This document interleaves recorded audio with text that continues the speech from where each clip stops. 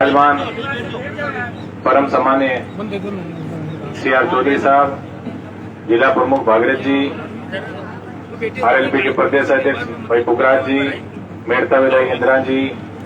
पूर्व विधायक विजय सिंह जी, बहन रजनी जी, हमारे सुजानगढ़ से आरएलपी के प्रत्याशी रहे भाई सीताराम जी नायक, जाइल से भाई अनिल जी भारूपाल, सीकर से चल के आए महेंद्र जी डोरवाल,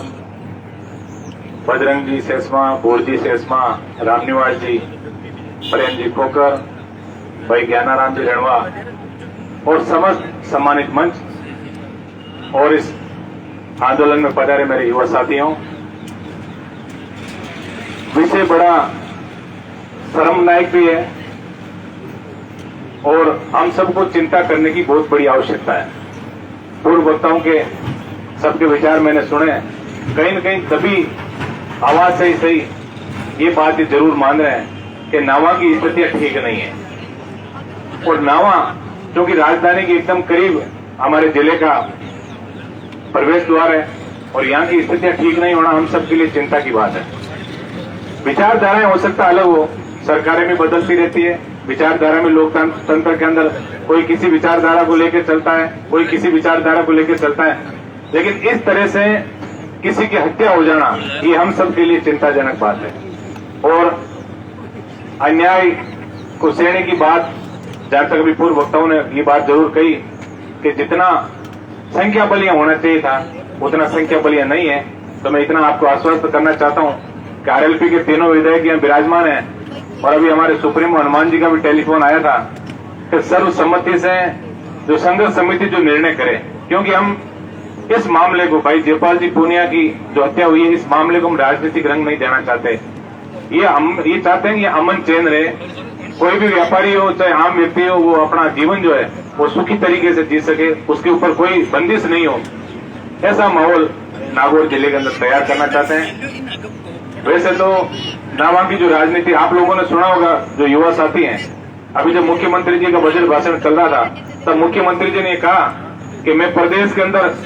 भ्रष्टाचार मुक्त राजस्थान चाहता हूं। तब मैंने सबसे पहले उठ के कहा था, मैंने कहा आपके कान में जो बार बार बोलते हैं उन लोगों को यदि आप भ्रष्टाचार मुक्त कर दोगे तो आज आप भ्रष्टाचार मुक्त राजस्थान अपने आप ही हो गया।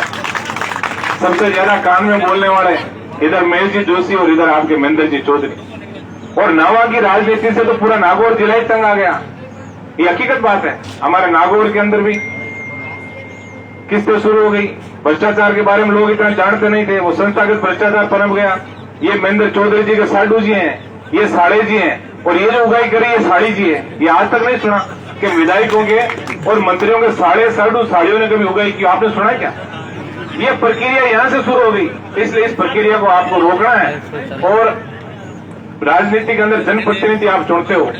ये आपकी सुरक्षा के लिए है, ये आपको अच्छे संस्कार दें, अच्छा एक मार्ग आपको दिखाएं, इसलिए अच्छा जनप्रतिनिधि आप चुनते हो। ये आपका कहीं न कहीं छोटी मोटी आप लोगों की भी गलती रही, कैसे बदमाश व्यक्ति को आपने सत्ता के शिखर पर पहुंचाया। और आज हो सकता है कई बार विचारधारा नहीं मिलती। अभी जब मीडिया के बंधु आए थे तो ये कहते कांग्रेस वाले कह रहे साहब ये तो स्टेट सीटर थे, और भारतीय जनता पार्टी के राज में भी इन पे 8 मुकदमे थे, कांग्रेस ने हमने भी 5 ही मुकदमे इन पे दर्ज किए। तो भारतीय जनता पार्टी में कौन से सारे राम जी रहे, कुछ रावण इसके अंदर भी थे, तभी तो ये दुर्गति हुई। हम सबको मिलके, हम कोई विचारधारा के अंदर जाना नहीं चाहते, हम इस आंदोलन को कमजोर भी नहीं करना चाहते, लेकिन जागृति का समय है, इसकी आवश्यकता प्रत्येक व्यक्ति को है कि हमें सच सुनने और सच बोलने का मादा हमें पैदा करना पड़ेगा। हमें यह तय करना पड़ेगा कि ये व्यक्ति अच्छा है, इस व्यक्ति को आप जनप्रतिनिधि बनाओगे तो आपके 5 साल आराम से कटेंगे। ये गलती आपसे जरूर हुई है। मैं तो इतना ही निवेदन एक जनप्रतिनिधि होने के नाते आपसे करूंगा कि हिंसा को कहीं स्थान इस लोकतंत्र के अंदर नहीं है। हिंसा के तरीके से यदि अपनी दादागिरी कोई करना चाहता है तो हमारी राष्ट्रीय लोकतांत्रिक पार्टी परिवार इसको कतई बर्दाश्त नहीं करेगा। हम इस सरकार की ईंट से ईंट बजा देंगे। उधर नागौर और खींवसर के अंदर भी कुछ कांग्रेसी नेताओं ने ये प्रयास किया था शुरू में कि हम भी ये दादागिरी कर लेंगे, लेकिन आपने अखबारों के माध्यम से पढ़ा होगा कि वो लोग वापस जयपुर में जाके बैठ गए, कुछ लोगों हमने इलाज भी कर दिया। तो आप सबको जागृत होके और एकजुट होके और ये तय करना पड़ेगा कि बदमाश प्रवृत्ति के जो भी व्यक्ति है, चाहे वो सत्ता में बैठा हो, चाहे कहीं भी कितना ही बड़ा व्यक्ति हो, जनता से बड़ा कोई नहीं है। और अभी अधिकारियों की जैसे बात नहीं, देखिए अधिकारी तो वैसा ही काम करेंगे जैसा वहां के नेता लोग करेंगे, क्योंकि अधिकारी ये चाहते हैं कि नेता यदि दलाली करने लग जाए तो उनकी दुकान आराम से चले, उनको कोई खतरा नहीं है। और यहाँ के नेताओं ने काम पकड़ लिया, राजा हमें दे दो, राजा प्रशासन में दे दो। ये तो बंदरबाड़ जो यह नवा विधानसभा में विशेषकर हो रही है, इस नवा पैटर्न को आपको बदलना पड़ेगा। इतना ही निवेदन ये करूंगा कि संघर्ष समिति और परिजन जो भी तय कर ले, हमारी राष्ट्रीय लोकतांत्रिक पार्टी पूरी तरीके से यहाँ डटी हुई है। जब तक इस परिवार को न्याय नहीं मिलेगा, और हमारी तो ये परिपाटी रही है, आप लोगों ने सोशल मीडिया के माध्यम से और अखबारों के माध्यम से हमेशा देखा है कि जहां भी राष्ट्रीय लोकतांत्रिक पार्टी के परिवार के लोग तंबू लगा के बैठे हैं, चाहे वो सीबीआई की जांच हो, चाहे बड़े मुआवजे की बात हो, जो जो आंदोलन किया है, भगवान की दया से हमें हमेशा सफलता मिली है। निश्चित रूप से पूरी राष्ट्रीय लोकतांत्रिक पार्टी ईमानदारी से पूरा ये जो संघर्ष समिति जो तय करेगी उसमें हम इनके साथ खड़े हैं। और मैं तो सोशल मीडिया के प्लेटफॉर्म पे भी सभी से निवेदन करूंगा कि ऐसे जघन्य हत्याकांड में हम सबको घरों से बाहर निकल गए और इस सत्ता में बैठे गूंगे बेरे लोगों को सबक सिखाने का बहुत बड़ा वक्त है। आप अपने घरों से निकलिए और सड़क पे हम जब संघर्ष करके और न्याय नहीं दिलाएंगे जयपाल जी पूनिया के परिवार को, तब हो सकता है कल की ये दुर्घटना पता नहीं किसके साथ हो जाए, तब कौन व्यक्ति आपके साथ आएगा। इसलिए मैं निवेदन आप सबसे करूंगा कि अच्छे बढ़ो, सच्चे बढ़ो, और जो भी जिसको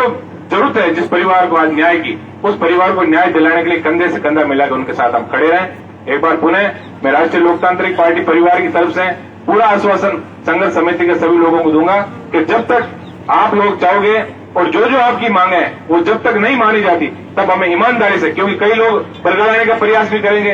कई प्रशासनिक अधिकारी भी उलझाने का काम करेंगे, आंदोलनों में यही चीजें चलती हैं, कई जातिवादी पैंतरे होते हैं, कई और भी चीजें होती है, तो न्याय से व्यक्ति भटक जाता है। तो हम सबको एक रह के और जो भी बात हो वो पारदर्शी तरीके से इस मंच के माध्यम से जो भी दिशा निर्देश हो उन दिशा निर्देशों का हमको पालन ईमानदारी से करना है। एक बार पुनः राष्ट्रीय लोकतांत्रिक पार्टी परिवार की तरफ से पूरा भरोसा आपको दिलाना चाहते हैं, और जरूरत पड़ी तो अभी ये संघर्ष समिति तय कर ले, आंदोलन की रूपरेखा तय कर ले। संख्या बल की कोई कमी नहीं, राजस्थान का एक एक युवा जो है वो यहाँ हजारों की तादाद में आके जुटेगा और प्रशासन की ईंट से ईंट बजा देगा, ऐसा मुझे पता है। एक बार पुनः संघर्ष समिति के सभी लोगों से मैं यही निवेदन करूंगा, पारदर्शी तरीके से आंदोलन को आगे बढ़ाएं और भाई जयपाल जी पूनिया के परिवार को न्याय दिलाएं। धन्यवाद।